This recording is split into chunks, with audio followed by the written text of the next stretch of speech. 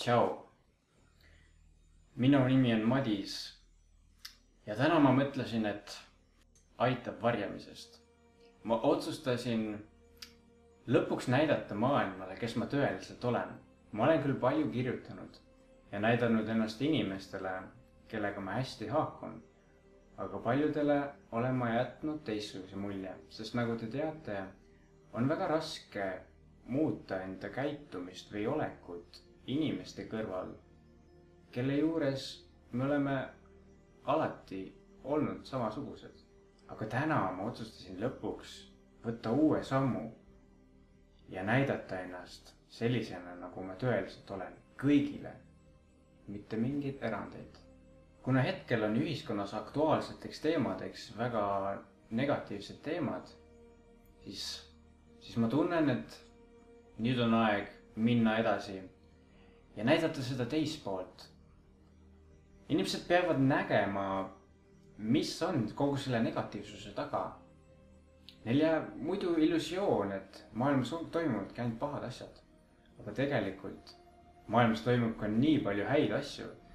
Ja täna ma otsustasin jagada enda lugu. Nimelt, kui ma olin 9-aastane, siis minu selja peale kukkus betoonplokk, mil tagajärjel ma jäin halvatuks. Nüüd ma olen 23-aastane ja ma olen põhimõtteliselt 14 aastat olnud halvatud. Ma saan küll natuke karkudega käia, aga enamasti ma olen olnud ratastoolis. Ja see aeg on mulle õpetanud väga palju. Muidugi oli mul alguses väga raske. Mul oli palju probleeme enesehinnanguga, mul oli suhetega probleeme, koolis kiusati mind, mida iganes, Minu elu oli väljakutsev ja mul läks küll väga palju aega, et sellest välja tulla. Aga lõpuks ma suutsin seda ja ma avastasin endas sisemise jõu, mis ei ole siiamaani kustunud ja see kestab minuga igavesti. Ma olen avastanud midagi palju enamat kui füüsiline keha. Ma olen avastanud enesearmastuse ja ma olen jõudnud sinna, et ma suudan austada igat olukorda. Ja ma tõeliselt armastan oma elu ja ma olen õnnelik. Ja seda ma tahangi inimestele öelda, et see on absurdsus, kui inimesed vaatavad mind tänavatel, kui ma ratastooliga liigun, kui ma käin poes, vaatavad mind kurbade silmadega, nagu mina oleks midagi kaotanud. Aga mina näen seda asja teistmoodi. Mina näen, et hoopis nemad on midagi kaotanud. Nemad on kaotanud iseenda. Kui inimene haletseb kedagi, siis järelikult ei ole ta endaga kõige paremas kontaktis. Ta näeb seda, mis tema sisimas tegelikult on. Ta õigustab enda maailmapilti sellega, et ta näeb mind. Ja ta arvab, et minul on kehva ja elu on karm ja mida iganes. Aga see ei pane mind muigama, sest mina tunnen, et mul ei ole midagi viga. Ma olen õnnelikum kui enamik inimesi. See on lihtsalt, see on väga huvitav, kuidas inimesed mind jälgivad, aga mina olen nii rahulik, mina olen nii tänulik. Ma suudan asjades näha sellist ilu, mida teised ei oska näha. Ja ma pigem vaatan, mida mina saaksin teha, et teisi aidata. Mul ei ole üldse sellist tunnet, et mind peab keegi aitama. Ma mõnikord tunnen, et ma olen maailma õnnelikum inimene, sest mul on antud nii suur missioon. Tänu selle elule ma olen nii palju õppinud. Ma olen leidnud selle, kes ma tõeliselt olen. Ma olen avastanud, et õnneks on vaja ainult iseennast, ainult enda avatust, ainult teadlikkust. Et me ei ole oma mõtted, me ei ole oma olukord. Me oleme midagi palju sügavamat, me oleme teadlikkus kõikide nende kogemuste taga. Me oleme vaatlejad, kes lihtsalt kogevad.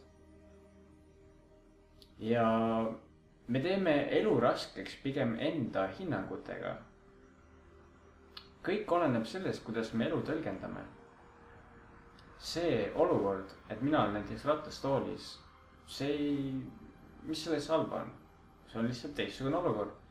See on omamoodi väljakutse. No sama hästi ma võin tuua näite, et mõni sõidab jalgrattaga, mõni käib jala, mõni autoga.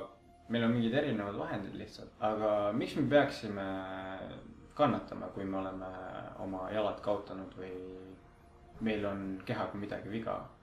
Milleks kannatada ja milleks leiutada mingeid illusioone? See on lihtsalt teistmoodi. Aga see, mida meie oma peas loome, võt see määrab selle reaalsuse.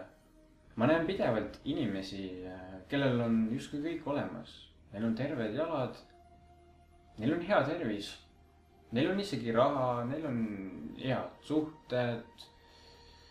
Ma ei tea, paljudel inimestel on nii palju, aga nad ei suuda selle üle tänulik olla. Ja nad otsivad midagi väljaspoolt ja loodavad, et kuskil miski teeb neid õnnelikuks. Aga see on kõik mõttetus. Õnne ei ole võimalik väljaspoolt leida. Ja minu elu õpetas seda väga hästi.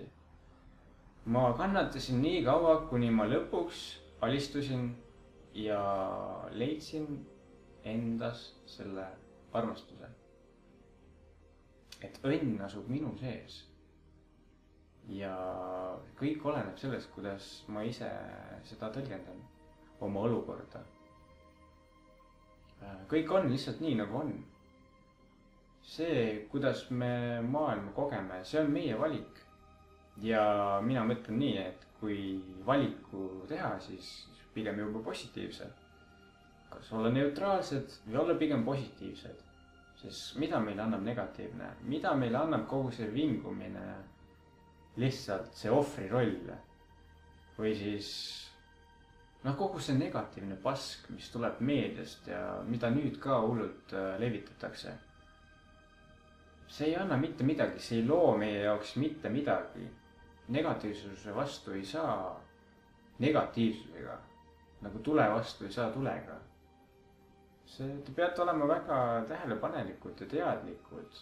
Ei tohiks lasta meedial meile ajupesu teha ja keskenduda negatiivsusele. Sest see ju toodabki sõda, see ju toodabki rohkem konflikte, mitte midagi ei muutu sellest. See on kerge viis lihtsalt reageerida. Et midagi juhtus, lähme paanikas ja lähme tapma inimesi ja lähme vihastame ja ma ei tea, maksame kätte ja see on kerge, aga see on mõttetus, see ei too mitte midagi. Parem keskenduda sellele, mis on tähtis, mida meie saame teha, mida igaüks meist saab teha. Ja kui ma kuulen ise mingeid negatiivseid uudiseid, siis minu jaoks ei muuda mitte midagi. Jah, mul on küll kahju, et maailmas sellised asjad toimuvad, aga see ei muuda mitte midagi, sest mina tegutsen ikka samamoodi edasi. Mina keskendun sellele, mida mina saan teha. Kuidas mina saan maailma paremaks muuta.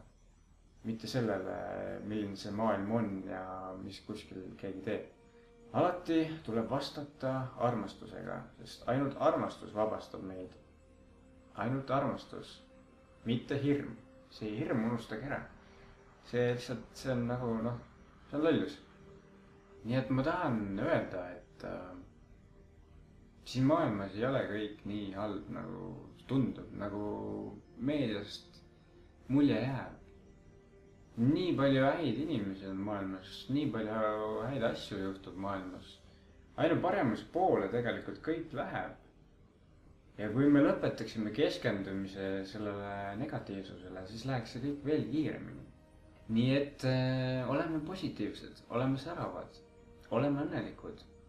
Leiame ise endas selle õnne üles. Sest ainult nii saab maailm muutuda, kui meie kõigepealt ise oleme see muutus, mida me näha tahame. Kui meie oleme õnnelikud, kui meie sees on see armastus, see rahu. Ja kui me näitame seda ka teistele välja, siis kõik meie ümber muutub. Mõnikord piisab isegi naeratusest. Vahet ei ole, igasugune heategu aitab, igasugune aus tegu. Kogu õnn on meie luua, meie valik. Ja seda valikut me saame teha kohe praegu. Kohe praegu me saame astuda uue sammu millegi parema suunas, millegi positiivsema suunas. Me saame luua parema maailma. Kõik saab valguseks muuta. Kõigest saab õppida. Kõik on meie teha. Nii et olge tähelepanelikud. Kuhu te oma energia panete? Mida te päeva jooksul toodate? Mida te loote? Kuidas te inimestega suhtute? Mida te mõtlete? Mis laengut te maailmale annate? Nii et ma soovin kõigil seda julgust vaadata enda sisse, lõpetada see õnne otsimine välismaailmast ja teadvustada, et kõik on meie enda teha. Avage ennast, tehke midagi teistmoodi, siis kui midagi teistmoodi ei tee, siis midagi ka ei muutu.